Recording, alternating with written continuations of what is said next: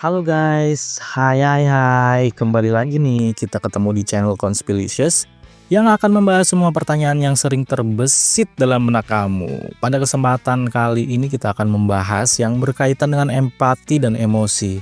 Perasaan kita yang terkesan nyambung sama orang nih, dan Mimin udah rangkum dalam beberapa poin yang nanti kalian bisa kembangin sendiri buat belajar mengenal gimana canggihnya tubuh kita.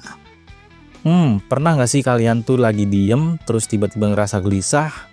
Padahal nggak ada apa-apa.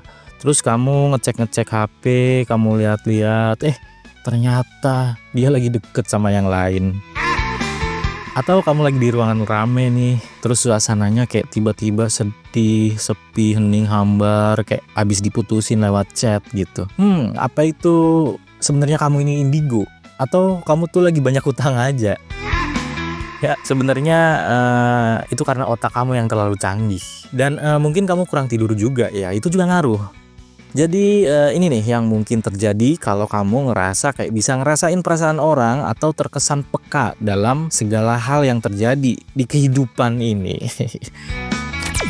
Yang pertama bisa jadi itu disebabkan oleh mirror neuron, cermin otak kita. Jadi di tahun 1990-an tuh ilmuwan Italia namanya Giacomo Rizzolatti. Numero uno.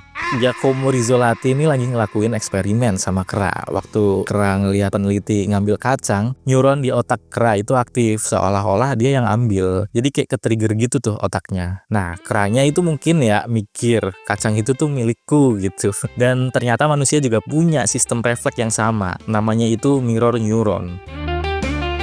Jadi ini adalah neuron yang aktif bukan saat kamu lagi ngelakuin sesuatu, tapi juga pas kamu ngelihat orang lagi ngelakuin sesuatu. Makanya kamu bisa ikut ngilu nih kalau lihat orang kejedot tiang atau ketawa cuma karena orang lain ketawa, padahal nggak tahu lucunya di mana gitu.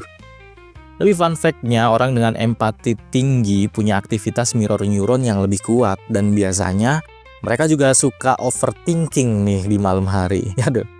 Nah, kalian termasuk orang yang suka overthinking nggak nih malam-malam? Nomor 2, bisa jadi karena empati, resonansi otak dan hati. Jadi selain mirror neuron, ada juga konsep limbic resonance. Ini adalah teori bahwa sistem limbik itu letaknya di bagian otak yang ngatur emosi, itu bisa selaras sama orang lain. Contoh kasusnya ada di pasangan yang dia udah lama pacaran atau udah lama menikah. Dia bisa punya detak jantung dengan bitrate yang sama dan pola napas yang hampir mirip tanpa sadar. Ya nggak mungkin banget sih mereka bisa mengatur sendiri di detak jantungnya tuh harus sama gitu. Nggak, tapi memang otak mereka yang nyambung. Mungkin karena udah terlalu sering saling overthinking ya, jadi sinkron otomatis gitu. Dan bukan cuma buat pasangan aja, ini juga bisa terjadi antara ibu dan anak, sahabat, bahkan hewan peliharaan dan pemiliknya. Atau anabul dan babunya nih. Kucing kamu diem aja di pojokan gitu, tapi kamu bisa nih ngerasa, oh dia tuh lagi sedih ya. Itu dia limbic resonance. Yang selanjutnya adalah karena trauma dan luka lama. Empati yang menyamar. Nggak semua koneksi itu sehat. Kadang kita ngerasa nyambung banget sama orang, padahal kita lagi memproyeksikan nih luka lama. Itu namanya adalah trauma bonding. Kita tertarik sama orang yang secara nggak sadar memicu rasa familiar kita di masa lalu. Makanya kadang koneksinya kerasa dalam, tapi juga capek. Kayak orang introvert disuruh salam-salaman pas lebaran ke 89 orang keluarganya. Nyambung tapi toksik. Kayak colokan 3 kaki ketemu stop kontak 2 lubang. Dan ini sering disalahartikan sebagai chemistry atau bahkan twin flame. Padahal mungkin itu cuma cerminan luka yang belum sembuh. Dan kamu cuma butuh healing, bukan butuh pelukan hangat dari mantan. Ya ingat dia udah ada yang punya. Terus itu semua apakah berkaitan dengan mistis dan telepati? Romantisasi tanpa logika.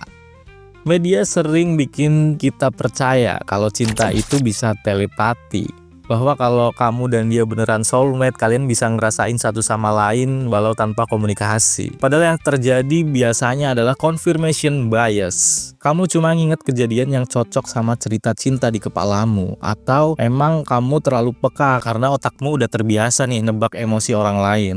Atau kamu bisa juga nonton drakor kebanyakan. Jadi itu neuroscience. Mistis itu lebih ke denger cerita horor temen kamu yang berantem dan balikan sama mantan berkali-kali sih. Nah, sekarang kita lanjut masuk ke studi kasus dan fakta ya. Jadi ada studi dari Harvard bahwa pasangan yang punya empati tinggi cenderung punya hubungan yang lebih tahan lama. Ada juga studi tentang oksitosin. Jadi hormon koneksi yang bisa dilepaskan bahkan lewat teks atau panggilan suara. Jadi kalau kamu baper cuma karena dibilang jaga diri baik-baik ya, itu bukan kamu lemah, tapi karena otak kamu kena oksitoksin. Mirror neuron juga bisa aktif saat kita nonton video TikTok orang curhat. Itulah kenapa kita bisa ikutan nangis. Padahal kita nggak kenal siapa dia. Jadi empati adalah kekuatan, tapi bisa juga melelahkan. Apalagi kalau kamu terlalu sering jadi tempat curhat semua orang. Termasuk temen yang banyak hutang. Jadi manusia tuh diberkahi dengan otak yang terlalu jago membaca pola. Dan kebetulan juga kamu terlalu kepo. Dan rasa nyambung itu kadang bukan tentang dia, tapi tentang bagian dari kamu yang akhirnya punya ruang untuk muncul. Empati bukan sihir, cuma sense, tapi kerja diem-diem di balik dada kita, di balik kepala kita. Dan di balik cerita-cerita sedih dan mengenaskan kita. Jadi kalau kamu pernah ngerasain nyambung sama orang sampai mikir aku bisa ngerasain nih apa yang dia rasain, tulis di kolom komentar. Dan kalau kamu suka bahas cinta yang jelasin pakai logika bukan pakai zodiak, klik subscribe, klik like dan share ke teman kamu yang hatinya terlalu peka kayak kamu. Segala sesuatu yang belum terukur bukan berarti tidak ada. Sampai jumpa di video selanjutnya.